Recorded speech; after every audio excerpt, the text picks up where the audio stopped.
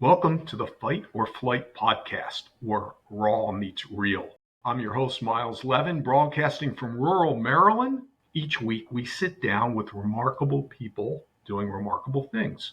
Those who have faced down personal, physical, emotional, or financial adversity and emerged stronger, sharper, and more self-aware. Today's guest is a good friend, Keith Simmons, a powerhouse of endurance, resilience, and entrepreneurial grit. Keith is an accomplished triathlete, a competitive cyclist, a swimmer, a coach, a father, a husband, and a legacy builder in the endurance sports world. He's not just a participant in the multi-sport environment, he helped shape it. Keith and I first crossed paths in Richmond, Virginia, where he operated the Starting Line, one of the East Coast first triathlon shops, long before tries were mainstream. He later scaled Inside Out Sports into a franchise model, exiting successfully and channeling that same drive into consulting with upstart brands like Newton Running Company and leading product innovation in the wetsuit technology marketplace. Today, Keith is the founder and owner of XTERRA Wetsuits, the global leader in triathlon wetsuits and open swim suits. He's expanded his vision with ZYM Hydration and XTERRA Boards. His business reflects the same values he lives by: performance, adaptability, and tenacity. When he's not scaling brands, he's raising 3 athletic children and still finding time to train. Yes, still hitting the podium in tries, marathons, and cycling events. Keith is the definition of movement with purpose. Keith, my brother, it's great to have you. Wow, I think we should just stop there. It was a great show, Miles. Thank you very much. Drop the mic, exit stage left. Wow, Hey, not yeah, a problem. I didn't know I was all those things, but man, I'm going to show my kids this for sure, 100%. You were like a big brother in many ways, although we're of similar age. Growing up, going to school in Richmond, you got me into sport athletics, and that then took me on a career path. So we talk about inflection points, and I have to salute you and thank you for driving me into this direction. I love it. No, still today, one of the best things about what I do for a living is when I meet new endurance athletes, people that are doing things for the first time, and that's it's huge. And so great to hear that. Yeah, thank you, Keith. When people ask you what you do, what do you say, and what do you leave out? Yeah, good question. So in San Diego, this is we're so fortunate. I live in San Diego now, and this is the birthplace of triathlon. So everyone knows what triathlon is. But the first thing I say, people ask just that question all the time, and I make wetsuits. That's what I do. In this conversation, when people ask if we make wetsuits in San Diego, there's more surfers than triathletes. So typically, someone wants to know if we make surf wetsuits, and they want to be my best friend if they find out we do make surf wetsuits. Interesting. Okay. So multi-purpose. You started off making suits for competitive swimmers, correct? Yeah, we have a really small surf line. During COVID, we had to put all of our production into triathlon for a number of reasons. And so the surf wetsuit company is actually on pause until we catch up on production. Oh, interesting. Okay. Yeah, I appreciate that. So along those lines, leaning a bit to the business, is there one truth you've spent avoiding and you finally had to face? That's a good question. I really don't know how to answer that one, Miles. Okay. Maybe we'll come back to it a little bit down Okay. the line. In business, as in with sports, have you ever confused motion with progress?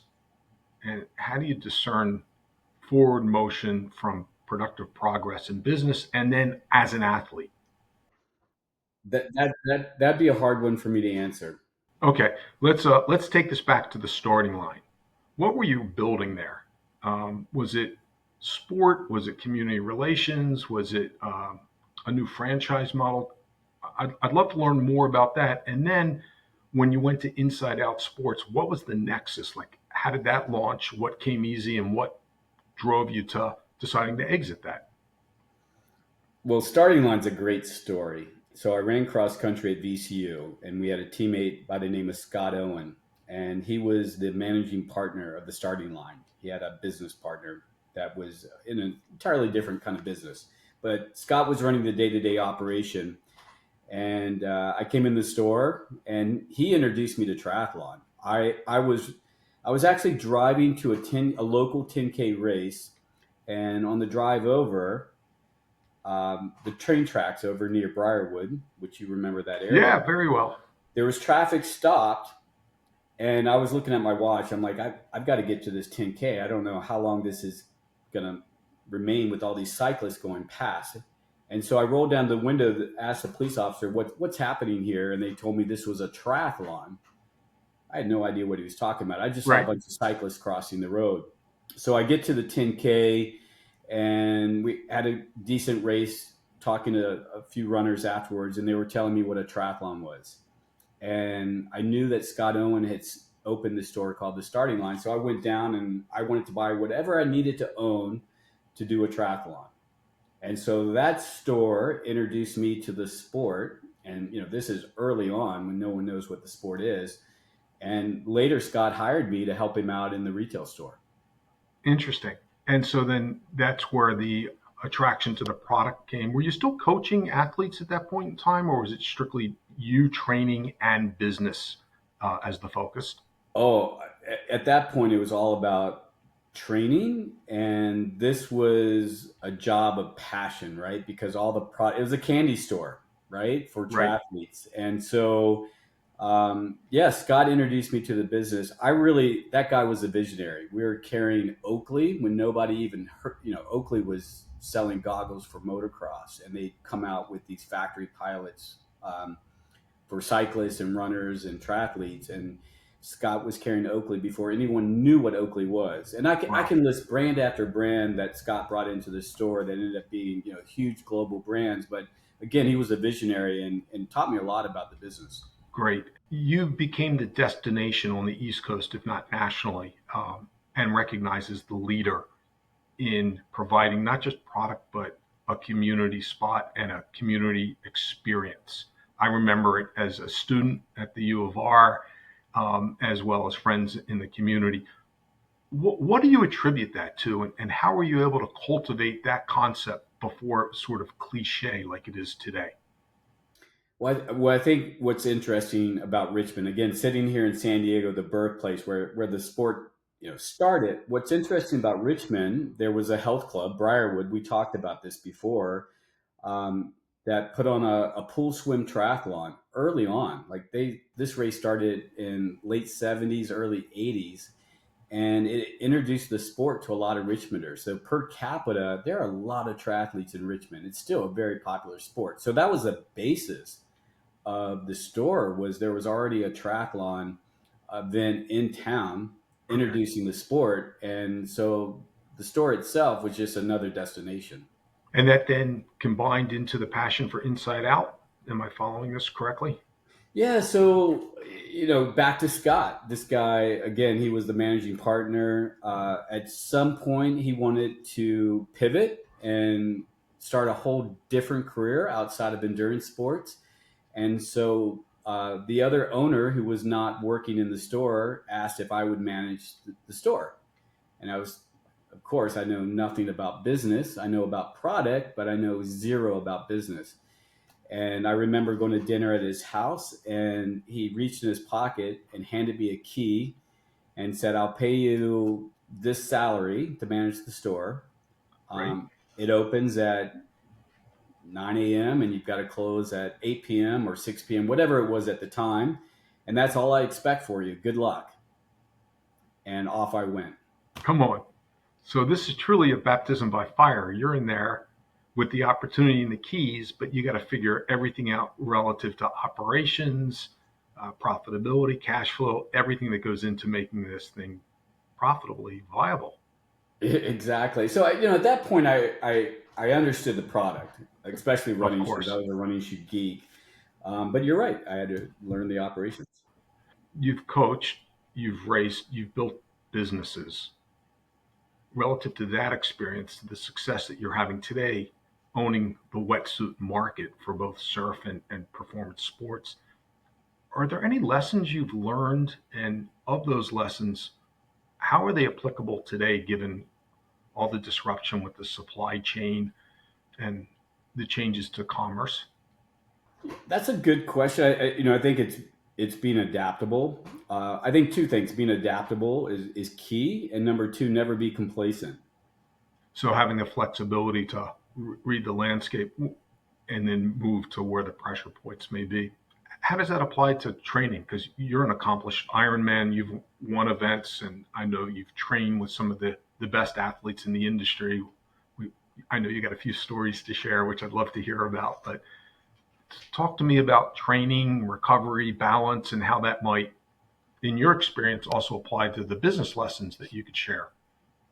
Well, you use the word balance, and so that's a difficult word for any endurance sports athlete. And so, you know, ask me in a few years, next time we do this podcast together, if I found that balance, because that's critical, right? Is find balance in life. So, a lot of the top pro triathletes, they have zero balance. They're just training all day long and recovering, and very one dimensional lifestyle.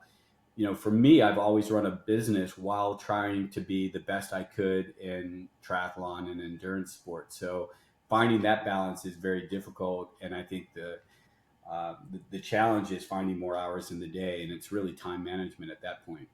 Any tricks or hacks that you're using to manage time that you can share?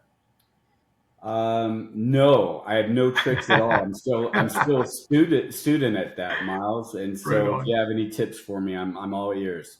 uh, the time gets the best of me. The only thing I've learned is the amount of space you give to work, it'll expand into that and further. So it's just really being disciplined between family and work and trying to, but it's tough, brother. Simply put, is prioritize.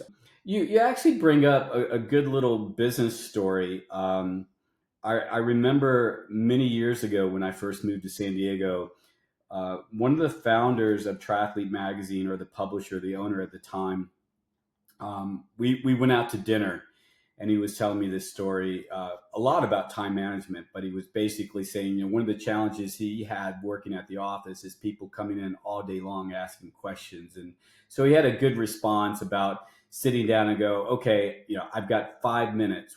What can I answer right now? And he would prioritize his meetings in such a way. But he would say no often to, um, you know, different asks around the office. And so that kind of stuck with me. I do try to be responsive at the office, but at the same time, if I'm working from home office, I get a lot, I'm very productive at home as well. No, I appreciate that. And I appreciate your time because I know how busy you are running multiple businesses, and time is precious. It's one of our most valued commodities. So thanks once again. I really appreciate you sitting with us. Um, Flipping the script a little bit, you've won some races. I don't know how many people know about your athletic background, but can you describe your most meaningful finish line and what it gave you that you didn't expect through the process? It's funny you should ask that, because this is something that I brought up with my kids recently. So I have a 5, 7, and 8-year old. All three are racing triathlons right now. For USA Triathlon, most of the races you have to be 7. So my 5-year old just completed his first triathlon in Orange County, the OC Tri. And there are not too many more races for him. But my wife and I are sitting down and trying to, share with them stories about training and racing and how it changes your life. And my daughter, the last 2 races, she should have won overall, and she just had challenges on the race course. And my wife, of course, is disappointed. My daughter's disappointed. And I sat them down and said, I raced for 7 years before I even won my age group in a race. So I paid my dues. Here you are, you're 8 years old. You're in your second season of triathlon. You have a whole lifetime ahead of you. And so you just can't take 1 or 2 races and chalk that off as, hey, that's what your racing career is going to be. But yeah, I paid my dues. And at some point, and I think that one of the reasons I wasn't even placing in age groups, much less than winning a triathlon, is I was working all the time. It's what we just discussed. It's prioritizing what's important in your life. And at that point, business was the most important part of my life, and fitness is something I was just trying to hold on to. Yeah, no, thank you for that. I appreciate that, especially as you're mentoring and teaching not just the community, because I know you still work with athletes, but family. In your athletic career, did you ever DNF a race? I don't think I've ever had a DNF. I've always got to the finish line somehow. Amazing. Have you ever been significantly injured in training where you couldn't continue? No, again, I've pushed myself in training and racing, but not over the edge. Keith, if we take training and racing and we apply it to business, and there are a lot of people today that are going through difficulties with the tariffs, with cash flow, with retaining their community, either because of e-commerce or people coming in less expensively and so forth. Are there any parallels or things that you learned in training that you applied in your business that you could share with our listeners about here's how to maintain good health, good resilience, good balance? I think that segues into, again, we're talking about triathlon, and a lot of people when they think about triathlon, they think about the Ironman in Hawaii, which is a very difficult event, one to qualify for, and number two, it's a very difficult race to train for and complete. I don't care what you do for a living; it's a challenge. There are tons of other distances in triathlon, sprint races, you've got Olympic distance, you've got half Ironman, then of course the Ironman. So sprint distance racing is not very difficult to train for. An Ironman takes a lot of preparation. And one of my mentors, I remember, she said to me, once you toe that line at the Ironman, you basically know before you get in the water how your day is going to unfold. Put the work in, the results are going to be there. Same with business, right?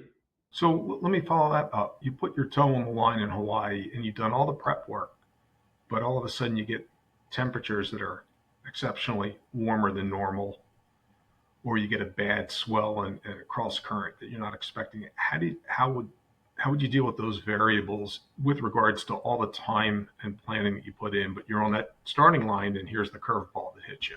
Well, the heat, right? You can't control the heat, but you have to train in it. And so again, it's all your prep work. The swell in the water, different story a little bit, but at the same time, you should have addressed that before the race as well. But yeah, you just take it the day as it comes. Interesting. So if I take your experiences in Hawaii and the prep work that goes into it, and I lean into the franchise model that you built at Inside Out Sports, which arguably was the first in the country. Yes, there was Fleet Feet, but Inside Out Sports with the 5 stores, including the one you owned, and the franchise model is remarkable. Were there moments where you had to adapt or pivot, like, or just stay in the moment along the way and just take the lessons as they came? Oh gosh, there were a lot of lessons. You know, you brought up Fleet Feet. I opened my Facebook this morning, and a friend of mine owns the Fleet Feet franchises in Chicago, and he's just opened his ninth store. 9 stores just in the Chicago area. Um, Running is huge today, and back when I owned Inside Out Sports, running was popular but not what it is today. So yeah, it was a big challenge running an endurance sports store, running store back in the early days. So yeah, every day was a challenge in retail.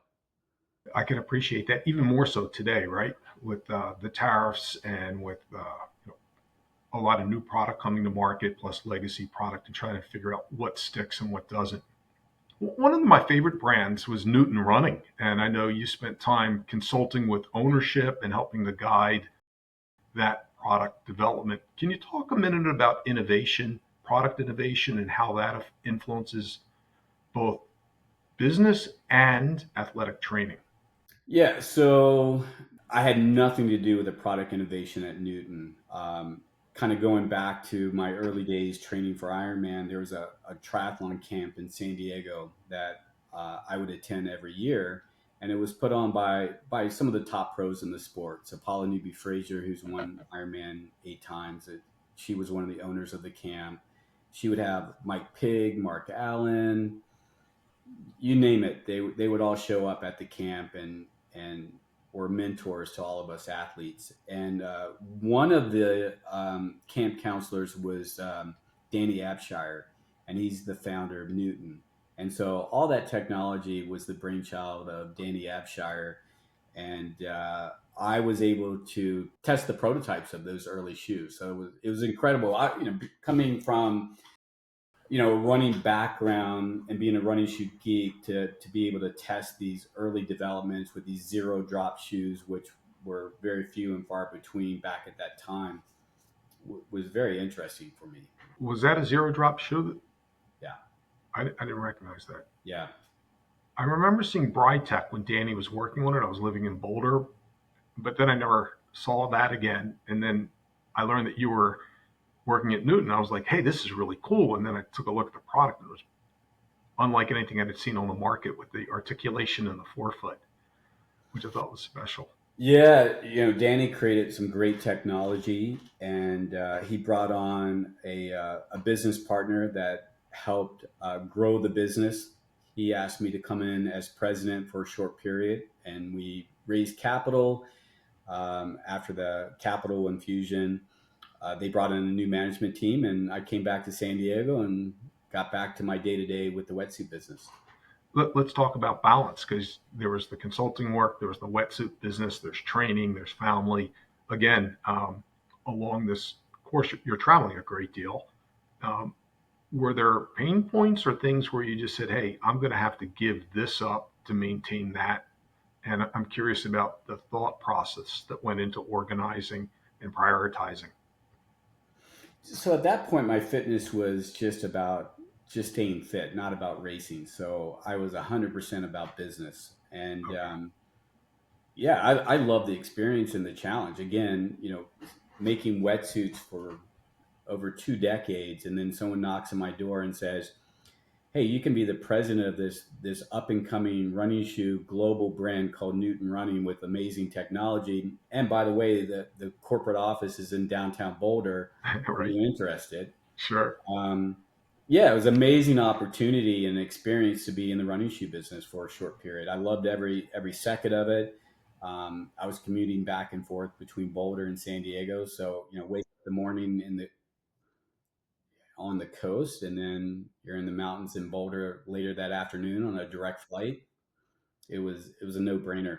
It sounds epic. Are you staying fit? Are you out training regularly still? I'm trying to stay ahead of my 8-year-old. That's the goal right now. Yeah, no, I am. How's that coming along, buddy? Yeah, I'm hanging on by a thread. So my kids have joined. My two daughters have joined swim team, and they're becoming much better swimmers than I am. And Wow. and they're swimming 4 nights a week after school. So they're very, very disciplined and dedicated, and they want to do it. I mean, we don't push them out the door. We ask them all the time, hey, do you want to take the night off and go to an early dinner? And they're like, I want to go to swim practice. Outstanding. Along those lines, a personal question for you. When developing the skills to be successful in sport or in business, what's more important, discipline or motivation? Both. Everyone asks, like, how did XTERRA Wetsuits become the largest triathlon wetsuit brand in the world? What did you do? There's no one thing that I did or anyone else on the team did. It was a collective of many, many things, and you have to be firing on all cylinders. So it's not just one or the other. It's you've got to group all this stuff together to make it fire. Along those lines, is consistency or commitment more important? Equal. Again, really same answer, Miles. You're using terms that both of those are very, very important in business. Interesting. Yeah, I'm always curious about that. About, are you motivated or do you have discipline to get it done? And I recognize, in your answer, it's both, right? You got to be motivated to get up and show up and be accountable, but you got to be disciplined. And when you don't want to do it, even if you're motivated, you get yourself out to get it done. So that raises a really good point. So with my short stint at Newton Running, again, the idea was to bring in capital, and so what was amazing is a guy by the name of Paul Fireman who owned Reebok. He had exited Reebok, sold it to Adidas, and started Fireman Capital. And he was the investor that came in, purchased 25% minority share of the business. And I remember during that process, what was shared with me, once you bring on VCs, you become more disciplined and accountable to that VC. So all these processes, you have to follow the capital, basically. And for most of my career, I had no banks, no business partner. It was all me. And so Wow. the motivation and discipline, it started, I had to wake up in the morning and go, okay, what's going to drive me today? Because I'm not as accountable to a business partner. I don't have a bank loan. I don't have anyone to answer to. This is just me. Right. And so around 2010, I brought on a business partner, and he's accountable to me and I'm accountable to him. So when I wake up every morning, it's not about just Keith Simmons. It's about Glenn Turkle and my business partner as well. And we push each other.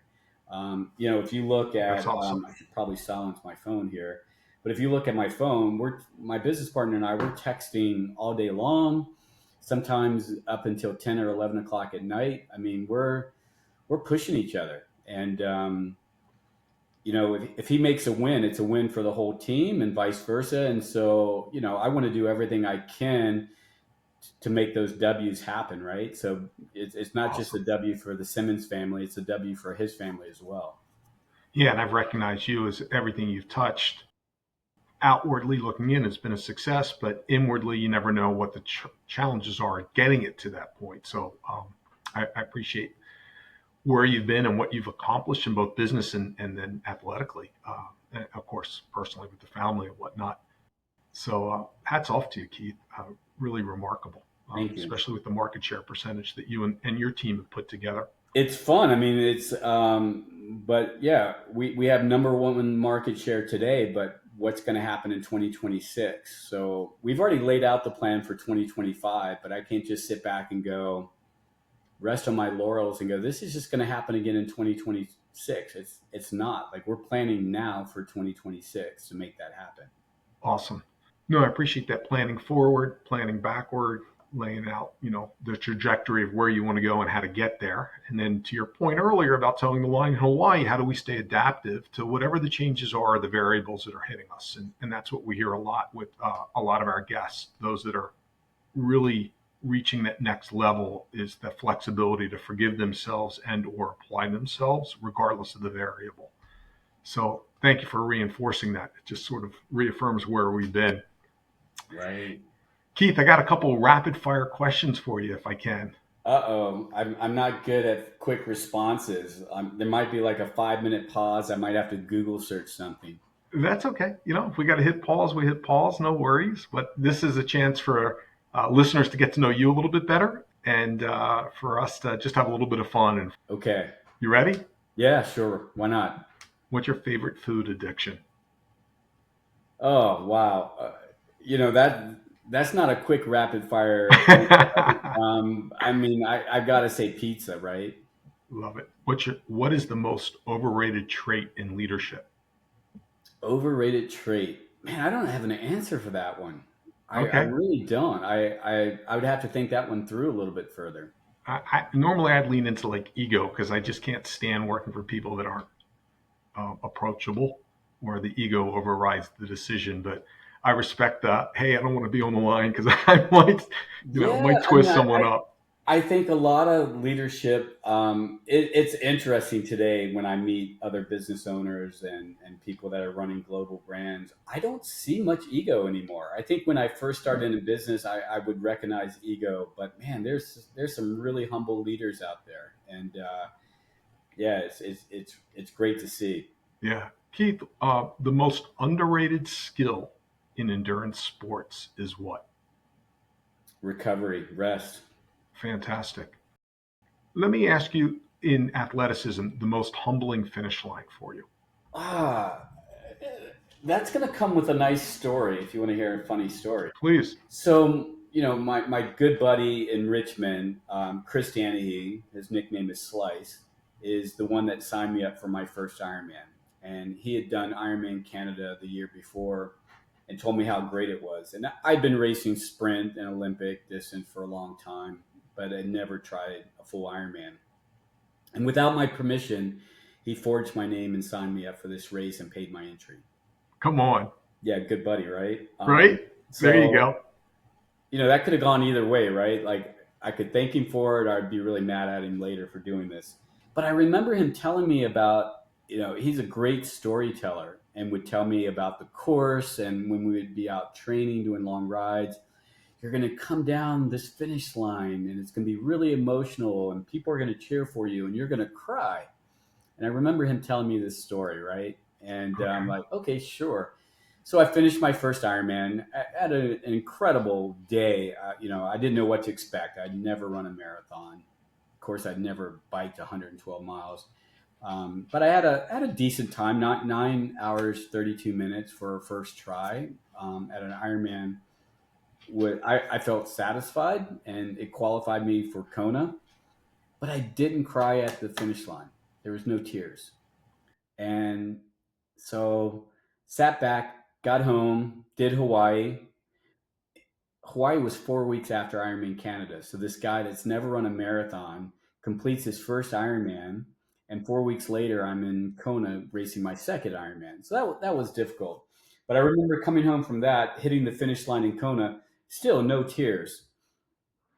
And so I'm home early in the afternoon. I turn on the TV, and some sports show comes on, like MTV Sports or something, and I just start bawling, just crying out of nowhere. Like all those emotions from doing those back to back Ironmans hit me all at once. And so, yeah, my first Ironman Canada, my first Hawaii, there was very humbling experiences, and I realized there was a lot of emotion there, but it was a delayed response. But I still remember just sitting on the couch in Richmond, crying like a baby, and just reflecting on what had just transpired over a 4 to 5 week period. It was incredible. Yeah, that's remarkable. Some might call that post-traumatic stress. Other may call it a celebration. But yeah, I recognize the effort, the enormous effort that goes forward. And when it's done, we're not talking about just an adrenaline dump, but it's just the sense of accomplishment and completion that goes, whew, there I am. Yeah, and some of that has to do with the media too. You have to recognize that NBC Sports has had a story on Ironman every year for the last few decades, and that's something I would watch year after year. And they always have the tearjerker at the finish line, right? Somebody that the last place finisher, or some lady that came over some type of obstacle and she finishes. Like I've never watched the NBC Ironman broadcast without crying, and so a lot of that I think it sunk in, and it just took that moment on this sports show triggered something. Yeah. But yeah, I think NBC does a really great job humanizing that event and what really is meant to what it takes to cross that finish line. A remarkable feat of athleticism, personal commitment, resources, team support from family and cohorts to get you there. Because, as you mentioned earlier, it's never a solo activity. So, yeah, I can appreciate it. And you as having accomplished it. I've never raced it. So I've got many friends that have, not as well as you have, but I can recognize the training and the hours that go into it. So, good stuff, brother. I appreciate it. Keith, is there anything that you'd like to share with those going through challenges, whether they're athletic challenges and they're plateaued or business challenges where they're not able to see their desired end state? And how can we help encourage them to persevere and push forward? Not to be trivial, but it's just one day at a time, right? I'm a Monday guy. I don't know about you. I'm a Monday guy. Monday's a fresh start, clean slate. Some people go every day I wake up, it's a clean slate. For me, I'm about Monday, changing my priorities, moving forward. Just take it one day at a time, and it's about being persistent, right? I mean, that's a word you used earlier in the podcast, but yeah, you've got to be persistent. Persistence. I appreciate that. And what you've also shared with us is the consistency. You talked about racing repeatedly to learn until you actually hit the podium and moving forward. So great lessons that you're sharing with your children and in business. So Keith, thank you. That's it for the round here at our podcast. You're clearly built for the long haul. You're pliable, committed, balanced, and I got to imagine your VO2 max is probably through the roof with stamina for days to keep going. In our conversation today, I most appreciate the pauses that you hit and the candor with which you said, not clear, I want to answer that. And I think that speaks to the measured approach with which you tackle challenges that are confronting to you and for you. And it's clear that you didn't make your mark out of staying in the comfort zone, that you are really tuned in and listen carefully. So as we like to tell our listeners, there's no fluff here, no filters, no highlight reels, just the real stuff, telling it raw. You're vibing. We love what you do. We love XTERRA. We love tries. You've been a personal inspiration to me personally, as I mentioned, and I can imagine to your family. So I salute you, brother. Thank you so much. Thanks, Miles. This is fun, and man, we've got to catch up more often. Absolutely. Okay. Till next time, friends, stay humble, stay human, and remember, pressure makes diamonds or dust. It's your choice. Thanks, Miles.